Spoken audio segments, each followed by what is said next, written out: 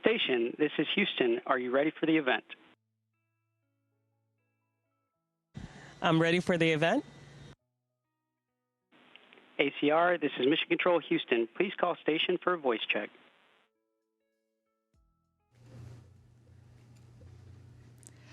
Station, this is Houston ACR. How do you hear me? I have you loud and clear. How me? I have you loud and clear. Thank you. Please stand by for opening remarks. Hi, my name is Anthony Davis. I'm the superintendent of the Syracuse City School District. It is an absolute honor to connect with the International Space Station and one of our very own SCSD alumni, Jeanette Epps. Your contributions to the field of space exploration have been invaluable, and we are proud to have played a small part in your journey to the stars. We have a lot of excited and eager students participating in today's event. With that being said, here's our first question.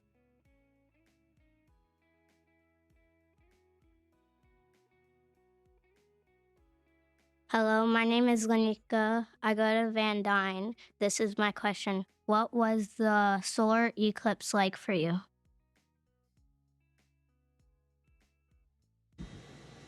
Wow, well, the solar eclipse was amazing for us here. What we saw from the International Space Station was the shadow of the moon across over the sun, traveling over the surface of the Earth. And it was like a dark shadow that was just moving slowly across the Earth. It was absolutely wonderful and beautiful. Hi, my name is Patricia and I'm from Lemoyne College. And my question is, what type of training did you do to prepare for weightlessness? Well, there's several ways that you can prepare for weightlessness. One of the ways that I love to do it was scuba diving. And scuba diving and floating here in space, to me, are very similar. There were times when I was moving around the station and I felt like I was underwater again, just looking at things and picking up things underwater. Almost a very similar way to do it. But we also have a giant pool at Johnson Space Center called the Neutral Buoyancy Lab. It's a giant pool. It's 40 feet deep, 100 feet wide, and 200 feet long. And what we have in there is a mock-up of the main truss of the International Space Station, where a lot of our spacewalks would take place. So I spent about 440 hours underwater practicing spacewalk training. And that's another way to prepare for weightlessness, because we practice underwater. We become neutrally buoyant. Hi, my name is Amariana. I attend Brighton Academy, and my question is, how do you sleep in space without floating away? That's a great question. What we have sleeping bags, and within the sleeping bags we have straps if we want them. But we have these small crew quarters. It's our little room. It's about the size of a closet, a very small closet, and our sleeping bags are just on one of the walls. And so you zip yourself up in that sleeping bag, and I was surprised that I got a very good night's sleep in my bag. I didn't float away. I just kind of floated inside the sleeping bag, which is a very nice way to sleep. Hi, my name's Jeanette, and I'm a student here at Lemoyne, and I have a question for you. What are some of the more interesting research projects you are doing aboard the International Space Station? Well, that is a great question. We are the hands and the eyes of all the researchers on the Earth, and we have some great projects. Just today, I was working in a facility called the Electrostatic Levitation Furnace, where we look at different materials. And that's on behalf of our colleagues in Japan. The other day I was working on something called the Code Atom Lab, where we can take materials and different particles and we can cool them down to some of the coolest temperatures in the universe. So I got to take that apart and put it back together on behalf of some great researchers over in the United States. So those are super interesting to me, but also the people on board are great experiments too. So we're looking at ways to get the human body to last longer outside of the Earth's protection.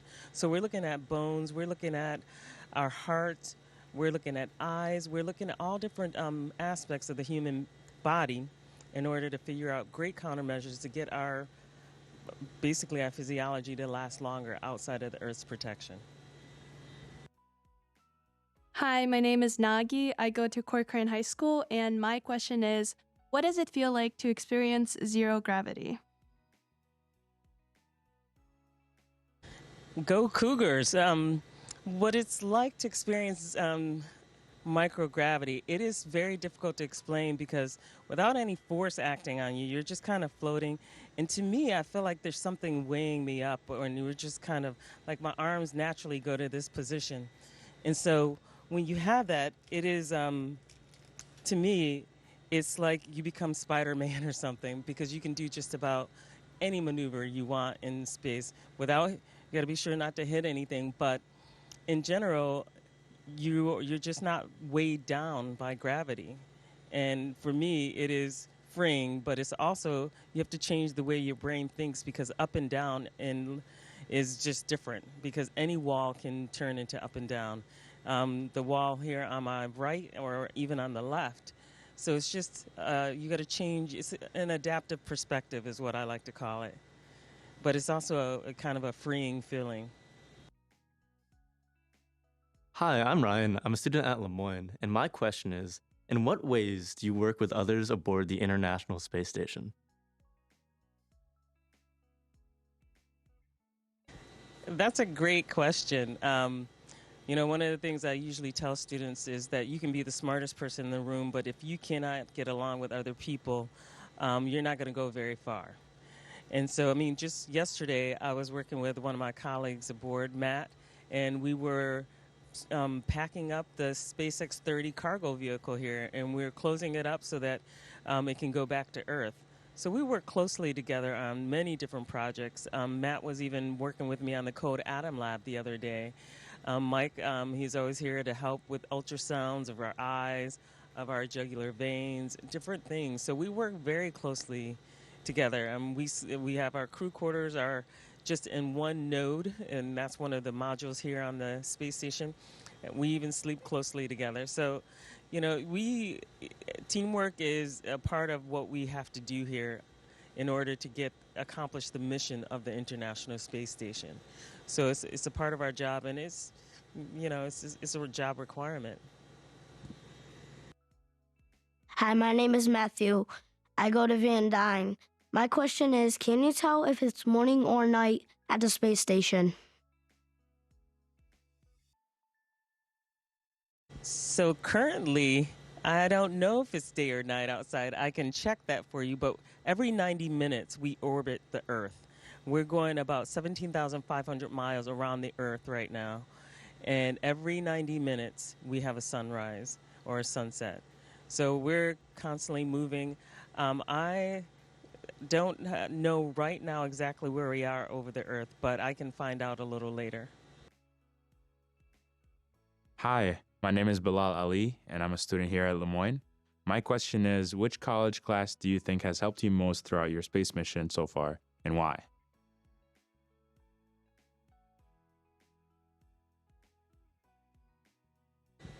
Well, that's interesting because I really do think that for me, my education at Lemoyne, at the University of Maryland, really kind of combined to give me the proper mindset to do research, to become an operational researcher as well. So I think that what ends up happening, all the classes that you take, from religion classes, philosophy classes, to your core curriculum, the physics, the classical mechanics, quantum mechanics, E&M, every class that you take forms the way that you're going to think about things in the future. You're not going to remember everything, but having the proper mindset to do the research is what is important. Even the classes that I took undergrad fed into everything that I did in graduate school as well. So don't despise having to take like any religion class, philosophy, art. All of it contributes to becoming a better engineer, scientist, because developing the creative side of your brain helps with the logical side as well. So I can't say that one single class helped me the most. I really do think that a combination of all the classes together help create a mindset that helps you do the research and everything that you do going forward better. Hi, my name is Aubrey. I attend Brighton Academy. And my question is, what do you do for fun when you are in space?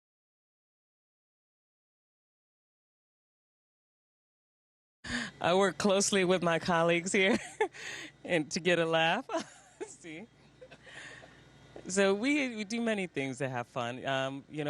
During the eclipse, we were all together in the cupola there taking photos together, and we had a blast doing that. It was an amazing thing to see, and we did it together, and that'll be a memory that we'll have. We even recently had a colleague who had a birthday just the other day, and not this guy here. We had another colleague who had a birthday, and we celebrated his birthday. So it was a lovely time. We also have colleagues in the Russian segment of the International Space Station, and from time to time we go down there and have dinner with those guys, and they come to our segment to have dinner with us. We can watch movies. We have software that allows us to talk to our families and see them, just like I'm seeing you. You guys are seeing me right now.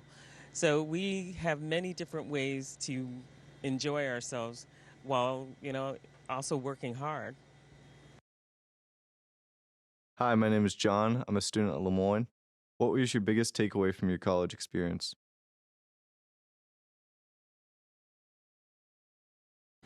For me, the biggest takeaway was just the fact that college courses are there to help frame your mind and to help you to teach yourself to learn as well. So everything that you learn there will help you in the future with learning other things, anything, and not necessarily relying on your instructors to learn that, but learning new things on your own and then engaging your professors and engaging the world. I was fortunate in that my undergrad at Le Moyne was phenomenal. Classical education. I learned a lot about the arts, a lot about religion, and I was a physics major at the time, so I learned a lot about my core curriculum. But also, graduate school, I worked with many different students from all over the world. In fact, when I graduated, my colleagues one was from South Africa and the other person was from South Korea. So you learn a lot of different things, your mindset changes, and it just teaches you to be a lifelong learner.